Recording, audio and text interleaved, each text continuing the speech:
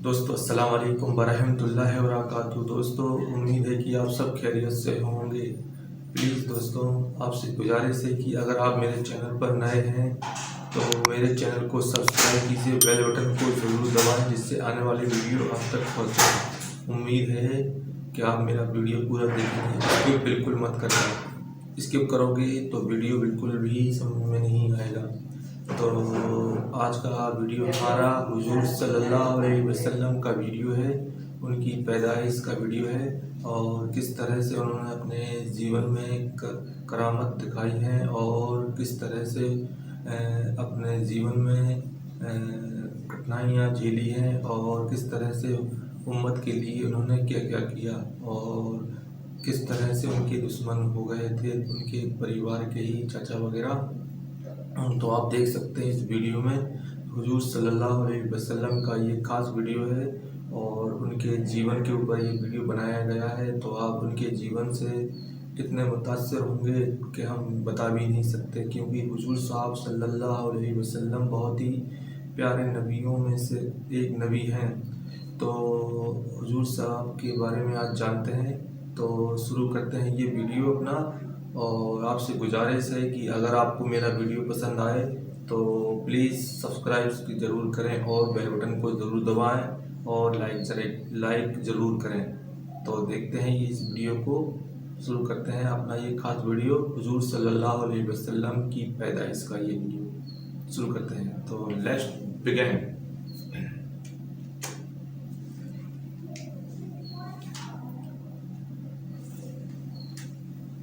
बिस्मिल्लाहिर्रहमानिर्रहीम। अस्सलामु अलैकुम प्यारे दोस्तों, आज के इस वीडियो में हम आपको अल्लाह के प्यारे नबी हज़रत मोहम्मद मुस्तफ़ा सल्लल्लाहु ताला अलैहि वसल्लम का बचपन से लेकर जवानी तक का पूरा वाक़िया बताने वाले हैं, जिसको सुनकर आप सभी का दिल खुश हो जाएगा। आप इसको आखिर तक ज़रूर देखें। और सबसे पहले, अगर आपको अल्लाह के प्यारे नबी से सच्ची मोहब्बत है तो आप सच्चे आशिक़ रसूल है, तो आप इस वीडियो को दिल से एक लाइक ज़रूर करें और कमेंट बॉक्स में लब्बैक या रसूल अल्लाह ज़रूर लिखें। तो चलिए दोस्तों शुरू करते हैं। दोस्तों सबसे पहले, अरब में कबीलाई संस्कृति का जाहिलाना रिवाज था, यानी हर कबीले का अपना अपना धर्म था, अपना अपना मजहब था और उन सब के देवी देवता भी अलग अलग ही थे। कोई मूर्ति की पूजा करता था तो कोई आग की। यहूदियों और ईसाइयों के कबीले थे और वो भी मजहब के बिगाड़ के शिकार थे। उस वक्त लोग अल्लाह को छोड़कर इंसानों और पेड़ पहाड़ों की पूजा करने में लगे हुए थे। पूरे अरब में हिंसा का बोलबाला था। औरतें और बच्चे महफूज नहीं थे। लोगों की जान और माल की सुरक्षा की कोई गारंटी नहीं थी। इस अंधेरे दौर से दुनिया को बाहर निकालने के लिए अल्लाह ने हजरत मोहम्मद मुस्तफ़ा सल्लल्लाहु ताला अलैहि वसल्लम को अपना पैगंबर बनाकर इस दुनिया में भेजा। दोस्तों हुजूर सल्लल्लाहु ताला अलैहि वसल्लम 12 रबीउल अव्वल 571 ईस्वी को पीर के दिन और सुबह सादिक के वक्त मक्का में पैदा हुए।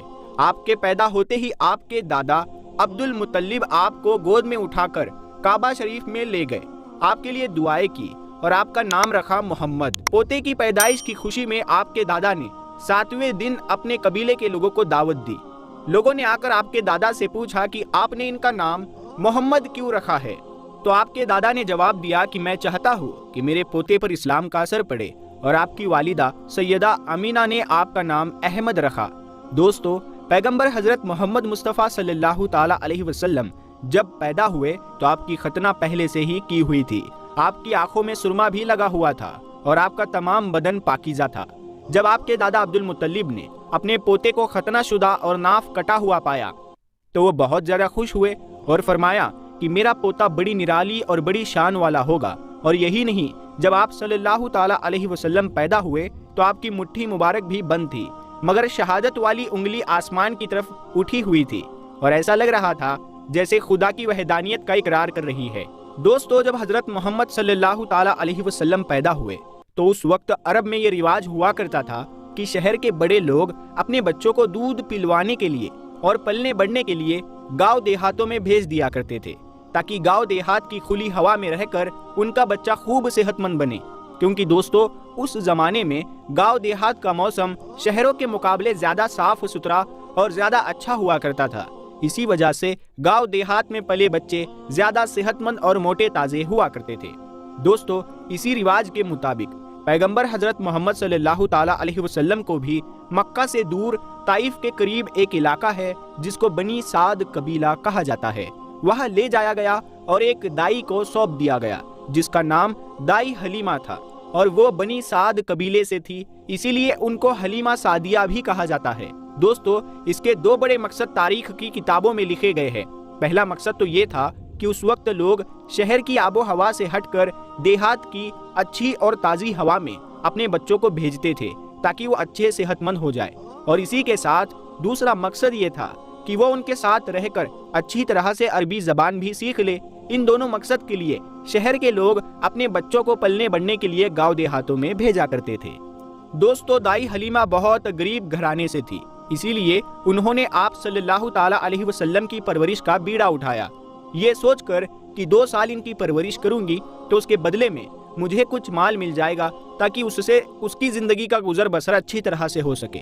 दोस्तों, जैसे ही हजरत आमीना ने अपने प्यारे बेटे हजरत मोहम्मद सल्लल्लाहु ताला अलैहि वसल्लम को दाई हलीमा के हवाले किया और जो ही दाई हलीमा ने आप सल्लल्लाहु ताला अलैहि वसल्लम को अपनी गोद में उठाया तो उसी वक्त से दाई हलीमा की जिंदगी में रहमत और बरकत होना शुरू हो गई।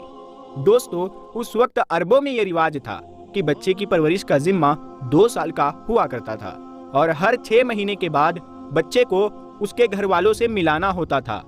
इसी रिवाज के मुताबिक दाई हलीमा भी 6 महीने के बाद पैगंबर हजरत मोहम्मद सल्लल्लाहु ताला अलैहि वसल्लम को उनकी माँ से मिलाने के लिए मक्का पहुंची। उनके साथ उनका शोहर हारिस और उनका एक छोटा बच्चा भी था जो उनकी गोद में था। वो बच्चा भूख से रो रहा था क्योंकि हलीमा बहुत कमजोर थी और खाने पीने की कमी भी थी, इसी वजह से दाई हलीमा दूध नहीं पिला पा रही थी। लेकिन जैसे ही उसने अल्लाह के पैगंबर हजरत मोहम्मद सल्लल्लाहु ताला अलैहि वसल्लम को अपनी गोद में उठाया और उनको दूध पिलाना शुरू किया तो पैगंबर हजरत मोहम्मद सल्लल्लाहु ताला अलैहि वसल्लम ने खूब सैर होकर दूध पिया और आप सल्लल्लाहु ताला अलैहि वसल्लम के दूध पी लेने के बाद दाई हलीमा ने अपने मासूम से बच्चे को भी खूब दूध पिलाया। ये देखकर हलीमा परेशान हो गई कि ये क्या मामला हुआ। वो जब मक्का आ रही थी तो उनके पास दूध नहीं था, मगर जब से ये बच्चा उनकी गोद में आया है तब से अल्लाह की तरफ से खास रहमतों का आना शुरू हो गया है। दोस्तों, उसके बाद दाई हलीमा अपने शोहर हारिस और अपने बच्चे और पैगंबर हजरत मोहम्मद सल्लल्लाहु ताला अलैहि वसल्लम के साथ एक दुबली पतली सी ऊँटनी पर सवार हो गई।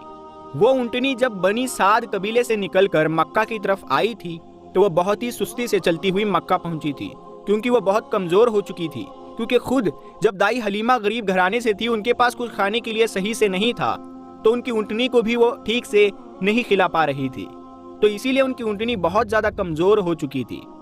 लेकिन अब मामला ये हुआ कि दाई हलीमा की ऊँटनी सबसे आगे चल रही थी। दाई हलीमा की सहेलियों ने अपनी आंखों से देखा कि दाई हलीमा की ये वही ऊँटनी थी जो मक्का में बड़ी सुस्ती से आई थी। अब उस ऊँटनी को आखिर क्या हो गया कि वो अब बड़ी रफ्तार से चल रही थी। दोस्तों, ये नज़ारा देखकर दाई हलीमा की सहेलियां कहने लगी, हलीमा हम पर रहम करो, धीरे चलो, क्या ये वही ऊँटनी है जिस पर तुम मक्का आई थी? तो ये सुनकर दाई हलीमा कहने लगी कि जब से ये बच्चा मेरी गोद में आया है तब से मालूम नहीं अजीब अजीब से वाक़ये मेरे साथ होने लगे हैं। दोस्तों, उसके बाद दाई हलीमा की जिंदगी में रहमतों और बरकतों का सिलसिला चलता रहा और ऐसे करते करते 2 साल पूरे होने को आ गए, यानी कि बच्चे की परवरिश का जिम्मा पूरा होने को आ गया। जो एग्रीमेंट हुआ था वो पूरा हो रहा था। खैर और बरकतों का सिलसिला दाई हलीमा ने इन 2 सालों में अपनी जिंदगी में खूब देखा। इसी वजह से उनका दिल नहीं चाह रहा था कि वो उस नूरानी बच्चे को वापस अपने घर वालों को सौंप दे, मगर दस्तूर के मुताबिक 2 साल के बाद उसको वापस सौंपना ही था। इसीलिए 2 साल के बाद दाई हलीमा पैगंबर हजरत मोहम्मद सल्लल्लाहु ताला अलैहि वसल्लम को अपने साथ लेकर मक्का की तरफ निकल पड़ी। जब वो मक्का में पहुंची तो हजरत आमीना से कहने लगी कि आपका बच्चा बड़ा ही बरकतों और रहमतों वाला बच्चा है। जब से ये बच्चा मेरी गोद में आया है तब से मेरी तो जिंदगी ही बदल गई है। मेरी जिंदगी में बरकतों रहमतों का दौर शुरू हो गया है। इसीलिए मेरी आपसे गुजारिश है कि आप थोड़े दिन इस बच्चे को मेरे पास रहने दे, मैं थोड़े दिन इसकी परवरिश करना चाहती हूँ। तो ये सुनकर हजरत आमीना ने पहले तो इनकार कर दिया, मगर दाई हलीमा के बार बार इसरार करने पर हजरत आमीना तैयार हो गई और कहने लगी कि थोड़े दिन अपने पास और रख लो, फिर वापस आकर मुझे दे जाना। इस तरह से दाई हलीमा आप सल्लल्लाहु ताला अलैहि वसल्लम को वापस अपने साथ ले गई। दोस्तों, ऐसा करते करते पैगंबर हजरत मोहम्मद सल्लल्लाहु ताला अलैहि वसल्लम की उम्र 4 साल की हो गई। जब आपकी उम्र 4 साल की हुई तो एक दिन आप दाई हलीमा के घर के बाहर कुछ बच्चों के साथ खेल रहे थे। उनमें हलीमा सादिया का एक बेटा जो पैगंबर हजरत मोहम्मद का दूध शरीक भाई भी था, वो सब खेल रहे थे कि अचानक आप जमीन पर गिर गए और आपके चेहरे और जिस्म का रंग पूरी तरह से बदल गया। दोस्तों, तारीख की किताबों में है कि उस वक्त हजरत जिब्राइल अलैहिस्सलाम पहली बार पैगंबर हजरत मोहम्मद सल्लल्लाहु ताला अलैहि वसल्लम से मिलने आए थे। जैसे ही हजरत जिब्राइल अलैहिस्सलाम आपके पास आए तो आपको जमीन पर लेटाकर आपके सीने को चाक कर दिया, यानी कि आपके सीने को खोल दिया और आपके दिल को बाहर निकाल लिया। उसके बाद आपके दिल को जमजम के पानी से धोया और आपके दिल पर एक काले रंग का छोटा सा लोथड़ा था, उसको हटा दिया और ये कहा कि आज से शैतान के हिस्से को दूर कर दिया और उसके बाद आपके दिल को वापस आपके सीने में रख दिया। दोस्तों, इधर ये देखकर आपके साथ खेल रहे बच्चे घबरा गए कि आपको क्या हो गया है, आपका चेहरे का रंग इतना पीला क्यों पड़ गया है। इसीलिए वो दौड़े दौड़े दाई हलीमा के पास पहुंच गए और कहने लगे कि मोहम्मद का किसी ने कत्ल कर दिया है। तो ये सुनकर दाई हलीमा बहुत घबरा गई और परेशान हो उठी और भागती हुई सोचने लगी कि मुझे 2 साल के बाद इस बच्चे को अपनी माँ को दे देना चाहिए था, अब इसकी माँ को मैं क्या मुंह दिखाऊंगी। ये सोचते हुए दाई हलीमा भागती हुई आप सल्लल्लाहु ताला अलैहि वसल्लम तक पहुंची तो हलीमा ने देखा कि आपके जिस्म का रंग बदला हुआ है, मगर थोड़ी देर के बाद आपको होश आ गया। ये देखकर हलीमा की जान में जान आई और कहने लगी अब इसको और नहीं रखूंगी अपने पास। उसके बाद दाई हलीमा मक्का पहुंची और पैगंबर मोहम्मद को हजरत आमीना के हवाले कर दिया। दोस्तों, उसके बाद 4 साल की उम्र के बाद आप अपनी माँ हजरत आमीना के पास रहने लगे। दोस्तों, पैगंबर हजरत मोहम्मद सल्लल्लाहु ताला अलैहि वसल्लम की उम्र मुबारक जब 4 साल की हुई तो आप मक्का में वापस आ गए और उसके बाद आप अपनी वालिदा हजरत आमीना के पास रहने लगे। उसके बाद जिंदगी के दिन बीतते चले गए। सन 575 या 576 में जब आपकी उम्र 5 और 6 साल के बीच हुई तब आप अपनी माँ हजरत आमीना के साथ और अपने दादा अब्दुल मुतल्लिब के साथ मदीना की तरफ निकले। मदीना में आपके लिए 2 खास बातें थी। एक तो ये कि मदीना में आपके वालिद हजरत अब्दुल्ला की कब्र मुबारक थी और दूसरी बात ये कि मदीना में आपके दादा अब्दुल मुतल्लिब का ननिहाल भी था। दोस्तों, उस जमाने में सफर 1 महीने या डेढ़ महीने का हुआ करता था, इसीलिए आपका ये सफर भी तकरीबन महीने भर का था। 1 महीने के बाद जब आप पलटकर वापस मक्का की तरफ आ रहे थे तो आपकी जिंदगी में जो वाकया पेश आया जिसको देखकर आपके दादा अब्दुल मुतल्लिब भी रोने लगे। अल्लाह के पैगंबर सल्लल्लाहु ताला अलैहि वसल्लम को अपने बचपन की उम्र में ही आपको दूसरा बड़ा झटका लगा और अल्लाह ने आपको एक और आजमाइश में डाल दिया। दोस्तों, हुआ ये कि आप जब 1 महीने के बाद मदीना से वापस मक्का आ रहे थे तो रास्ते में ही आपकी वालिदा हजरत आमीना की तबीयत बिगड़ गई और वो बुरी तरह से बीमार पड़ गई और उसके बाद उनका इंतकाल हो गया। मक्का और मदीना के बीच अल अबवा नाम की एक जगह है, वहीं पर हजरत आमीना को दफन किया गया और इस तरह से आप 6 साल की उम्र में ही यतीम हो गए। आपकी इस हालत को देखकर आपके दादा अब्दुल मुतल्लिब बहुत परेशान हुए और वो रोने लगे। एक तो ये कि आपकी पैदाइश के कुछ दिन पहले आपके वालिद हजरत अब्दुल्लाह का इंतकाल हो गया था और अब दूसरा झटका ये लगा कि आपकी उम्र अभी 6 साल की ही थी कि आपकी वालिदा का भी इंतकाल हो गया। ये देखकर आपके दादा अब्दुल मुतल्लिब को बहुत दुख हुआ, मगर वो भी क्या करते, एक दिन तो सबको मरना है।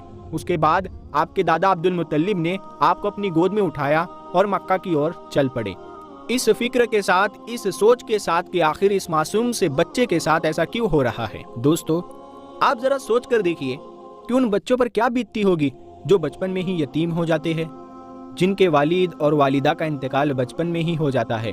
उसके बाद ऐसे बच्चों को लोग धिक्कार भरी नजरों से देखते हैं, फिर ऐसे बच्चों के साथ अच्छा बर्ताव भी नहीं किया जाता। मगर आप सल्लल्लाहु ताला अलैहि वसल्लम के साथ अल्लाह की मदद थी। जैसा कि अल्लाह ने खुद कुरान पाक में इरशाद फरमाया है कि आपके यतीम होने पर अल्लाह की मदद आपके साथ थी, इसी वजह से आपके साथ अच्छा मामला पेश आया और अल्लाह ने आपको सहारा दिया।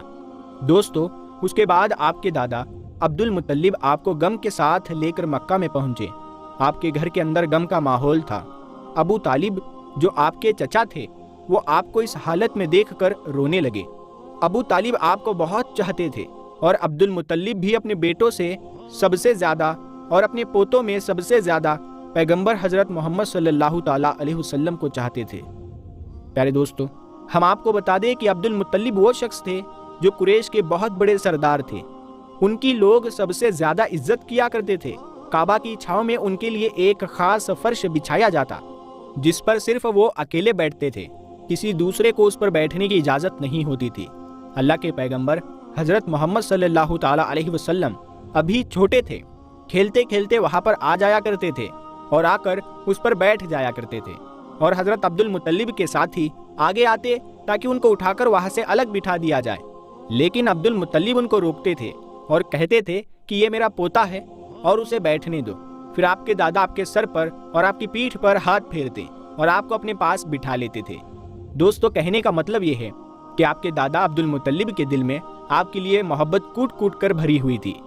آپ کی وہ ہر خواہش کا خیال رکھتے تھے، آپ کی ہر ضرورت کو وہ پورا کیا کرتے تھے، آپ کو کسی بھی طرح کی کوئی تکلیف نہیں ہونے دیتے تھے۔ وہ ہمیشہ آپ کو اپنے ساتھ رکھتے، اپنے ساتھ میں گھماتے پھراتے اور ہمیشہ آپ کو خوش رکھتے۔ دوستو، ایسا کرتے دن بیتتے چلے گئے۔ اب آپ کی عمر مبارک 8 سال کی ہو گئی، مگر سوچئے اللہ کے نبی نے کیسی کیسی آزمائشوں سے گزر کر اپنی زندگی کا سفر پورا کیا۔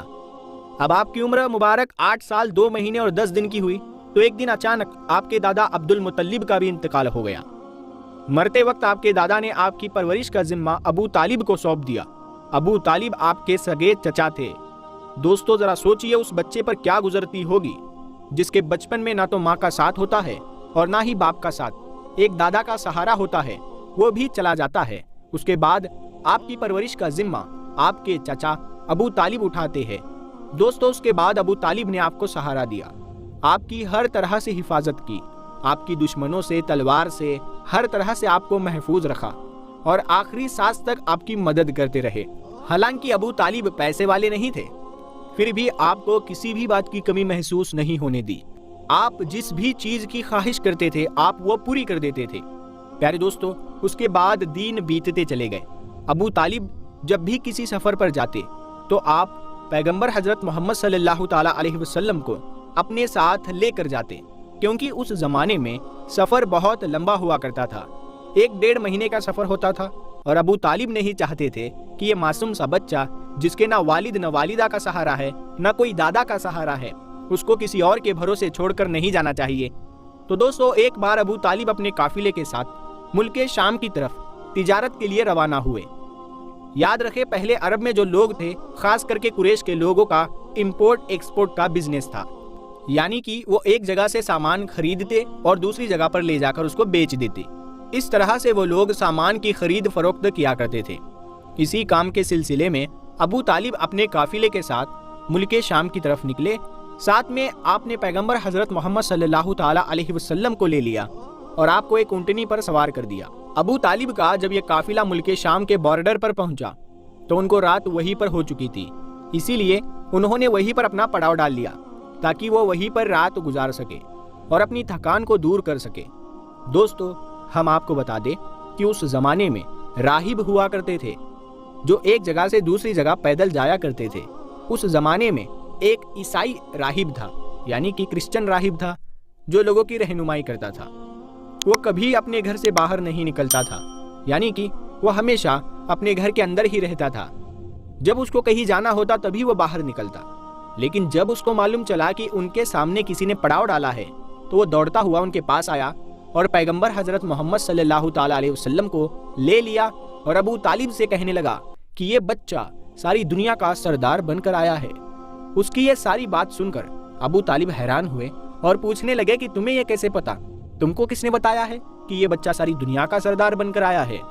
تو اس راہب نے کہا کہ جب تم اس گھاٹی سے ادھر اس گھاٹی میں آ چکے تھے تو اس گھاٹی میں ایسا کوئی بھی درخت اور پتھر نہیں تھا جو اس بچے کو دیکھ کر سجدہ نہ کیا ہو، اور پتھر اور درخت صرف انہی لوگوں کو سجدہ کرتے ہیں جس کو اللہ اپنا پیغمبر بنا کر بھیجتا ہے۔ اس کے بعد وہ کہنے لگا تم اس بچے کو ملک شام میں مت لے کر جانا، کیونکہ آگے یہودیوں سے ان کو خطرہ ہے، کہیں وہ ان کا قتل نہ کر دے۔ اور میں اس بچے کو اچھی طرح سے پہچانتا ہوں کیونکہ تورات اور انجیل میں ان کے رسول ہونے کا ذکر آیا ہے، اور میں اس بچے کو اچھی طرح سے پہچانتا ہوں، ان کی پیٹھ کے نیچے ایک سیب کی طرح نبوت کی مہر لگی ہے، اس مہر سے بھی میں ان کو پہچانتا ہوں، لہٰذا تم انہیں ملک شام لے کر مت جانا۔ دوستو، اب ابو طالب کو اس راہب کی باتوں پر یقین آ چکا تھا کہ وہ جو کہہ رہا ہے بالکل سچ کہہ رہا ہے۔ اس کے بعد ابو طالب نے کسی شخص کے ذریعے سے پیغمبر محمد کو واپس مکہ میں پہنچا دیا، کیونکہ ابو طالب کو اب یہ معلوم چل چکا تھا کہ یہ جو بچہ ہے یہ کوئی معمولی بچہ نہیں ہے، یہ بچہ خاص مرتبے والا بچہ ہے۔ اس کے بعد ابو طالب آپ کی پرورش اور آپ کی سرکشا کے معاملے میں اور زیادہ چوکنا ہو گئے اور آپ کی ہر طرح سے حفاظت کرنے لگے۔ دوستو، پیغمبر حضرت محمد صلی اللہ تعالیٰ علیہ وسلم کی سچائی اور ایمانداری کو دیکھ کر ایک بار حضرت خدیجہ رضی اللہ تعالیٰ عنہ نے آپ کو اپنا مال دے کر شام میں تجارت کے لیے بھیجا اور ساتھ میں اپنے ایک غلام کو بھی لگا دیا۔ اللہ کے فضل و کرم سے تجارت میں خوب منافع ہوا۔ حضرت خدیجہ کے غلام، جن کا نام مسیرہ تھا، انہوں نے بھی آپ کی ایمانداری اور اچھے اخلاق کی خوب تعریف کی۔ یہ دیکھ کر حضرت خدیجہ آپ کی طرف مائل ہوئی، یعنی کہ حضرت خدیجہ آپ صلی اللہ تعالیٰ علیہ وسلم سے بہت پربھاوت ہوئی، اور اس کے بعد آپ نے خود ہی پیغمبر محمد کو نکاح کا پیغام بھیجا۔ دوستو، ہم آپ کو بتا دیں کہ حضرت خدیجہ رضی اللہ تعالیٰ عنہ عرب میں ایک کامیاب بزنس وومن تھی، اور اپنی ویاپار سے کی ہوئی کمائی کو حضرت خدیجہ غریب، اناتھ، ودوا اور بیماروں میں بانٹا کرتی تھی۔ انہوں نے ان گنت غریب لڑکیوں کی شادی کا خرچ بھی اٹھایا تھا، اور اس طرح ایک بے حد نیک اور سب کی مدد کرنے والی عورت کے روپ میں اسلام میں ہی نہیں بلکہ پوری دنیا کے اتہاس میں ان کا بڑا یوگدان رہا ہے۔ یعنی کہ حضرت خدیجہ ہمیشہ غریب لوگوں کی اناج اور کپڑوں سے مدد کیا کرتی تھی۔ حضرت خدیجہ مورتیوں میں وشواس نہیں کرتی تھی اور نہ ہی ان کی پوجا کرتی تھی۔ دوستو، ہم آپ کو یہ بھی بتا دیں کہ حضرت خدیجہ کی پیغمبر محمد کے ساتھ شادی ہونے سے پہلے 2 شادیاں ہو چکی تھی، اور ان کے پہلے دونوں شوہروں سے انہیں بچے بھی تھے، لیکن ان کے جو شوہر تھے وہ دونوں بھی انتقال کر چکے تھے۔ انہوں نے اپنا پہلا نکاح ابو حالہ سے کیا تھا، جن سے ان کو 2 بیٹیاں ہوئی تھی، مگر اس کے بعد ابو حالہ یعنی کہ ان کے پہلے شوہر کی موت ہو گئی، اور اس کے بعد حضرت خدیجہ نے دوسری شادی عتیق ابن زید کے ساتھ کی، جن سے ان کو ایک بیٹی ہوئی، مگر یہ بھی تھوڑے دنوں کے بعد اس دنیا سے چل بسے اور یہ پھر سے ودوا ہو گئی۔ اس کے بعد عرب کے بڑے بڑے تاجداروں نے، سرداروں نے خدیجہ کے ساتھ شادی کی پیشکش کی، مگر حضرت خدیجہ راضی نہ ہوئی، یہاں تک کہ اللہ نے آپ کو پیغمبر محمد کی طرف مائل کر دیا۔ دوستو، اس کے بعد حضرت خدیجہ نے پیغمبر حضرت محمد صلی اللہ تعالیٰ علیہ وسلم کی ایمانداری اور تجارتی سفر کو دیکھ کر تیسرے نکاح کا پیغام آپ نے خود ہی اپنی ایک خاص سہیلی جس کا نام نفیسہ تھا، اس کے ذریعے آپ نے پیغمبر محمد کے پاس نکاح کا پیغام بھیجا۔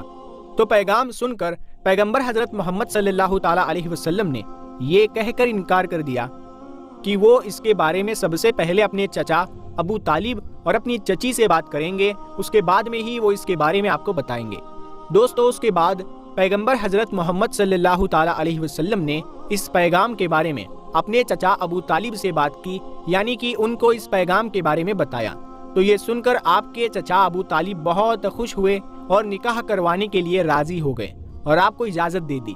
آپ کے چچا حضرت حمزہ نے خدیجہ کے چچا عمرو بن سعود سے رسول اللہ صلی اللہ تعالیٰ علیہ وسلم کے ولی یعنی کہ بڑے ہونے کی حیثیت سے بات چیت کی، اور 20 اونٹنی مہر یعنی کہ نکاح کے وقت عورت یا بیوی کو دی جانے والی جو رقم آپ کی حیثیت میں ہو، یہ دے کر آپ کے چچا ابو طالب نے آپ کا نکاح پڑھا دیا۔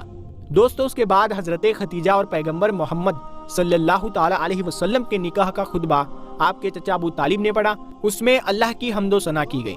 اس کے بعد قبول نامہ ہوا اور مہر بیان کیا گیا۔ مہر میں 20 اونٹنی لکھی گئی۔ دوستو، یہ ملک شام کی واپسی کے 2 مہینے کے بعد کی بات ہے۔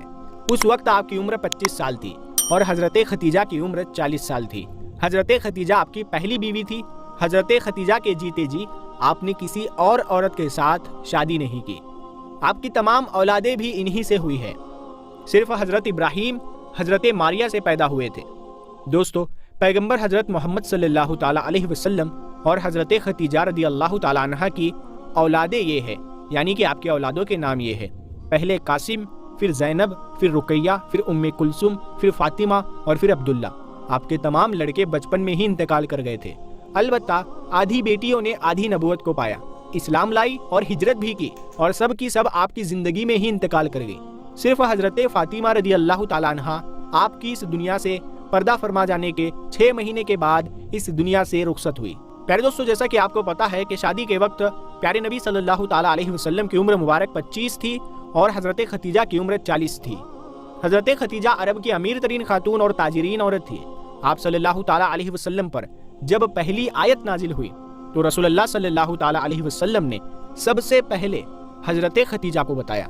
इस्लाम कबूल करने वाली में हजरत खतीजा पहली खातून है, पहली औरत है। इस्लाम को फैलाने में न सिर्फ अखलाकी बल्कि माली तौर पर भी आपने बहुत ज़्यादा आप सल्लल्लाहु ताला अलैहि वसल्लम की मदद की है। दोस्तों, पैगंबर हजरत मोहम्मद सल्लल्लाहु ताला अलैहि वसल्लम हजरत खतीजा रदी अल्लाह ताला अन्हा से बहुत मोहब्बत किया करते थे और उनके होते हुए यानी कि हजरत खतीजा के जीते जी आपने दूसरी शादी नहीं की थी। और अरब का ये रिवाज था कि वो 10 शादियाँ करते थे, 10-10, 11-11 शादियाँ तक उस वक्त अरबों में हुआ करती।